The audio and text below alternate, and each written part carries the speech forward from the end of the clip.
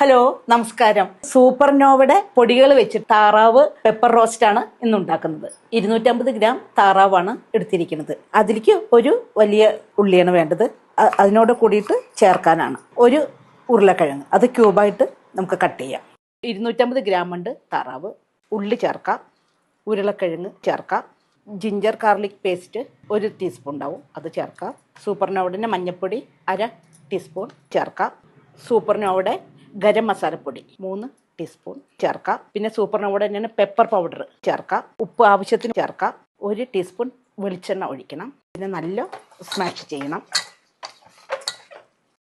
അതിൻ്റെ ഒപ്പം ഇച്ചിരി കറിവേപ്പില ചേർത്തിട്ട് നല്ല തിരുമണം. ഇനി ആവശ്യത്തിന് വെള്ളം ഒഴിക്കാം. താറാവ് വേവാനുള്ള വെള്ളം. നമ്മളെല്ലാം ഇറച്ചിക്കൊക്കെ വെള്ളം ഒഴിക്കുമ്പോൾ നമ്മൾ കൈകൊണ്ട് ഇങ്ങനെ അളക്കണം. അതാണ് അതിൻ്റെ പാകം. അടച്ചു വെച്ച് വേവിക്കാം.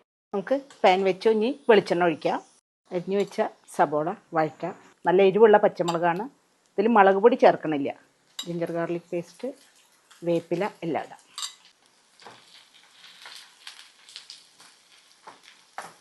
കുറച്ച് ഉപ്പിടാം. കുറച്ചൊരു കളർ മാറണം. ഉള്ളി കളറായി വരുന്നുണ്ട്. 2 ടീസ്പൂൺ മല്ലിപ്പൊടി ചേർക്കാം. കുരുമുളക് പൊടി 3 ടീസ്പൂൺ വേണം. ഇതിൻ്റെ ടേസ്റ്റാണ് മുന്നിട്ട് നിൽക്കേണ്ടത്. അത് നമുക്ക് സൂപ്പർ നോവയുടെ തന്നെ പെരിഞ്ചീരകത്തിൻ്റെ പൊടി 1 ടീസ്പൂൺ ചേർക്കാം. എല്ലാം മസാലയും മൂത്തിട്ടുണ്ട്. താറാവ് വേവിച്ചത് ഒഴിക്കാം. ഇത് കുരുമുളകിൻ്റെ ഫ്ലേവറാണ് മുന്നിട്ട് നിൽക്കേണ്ടത്.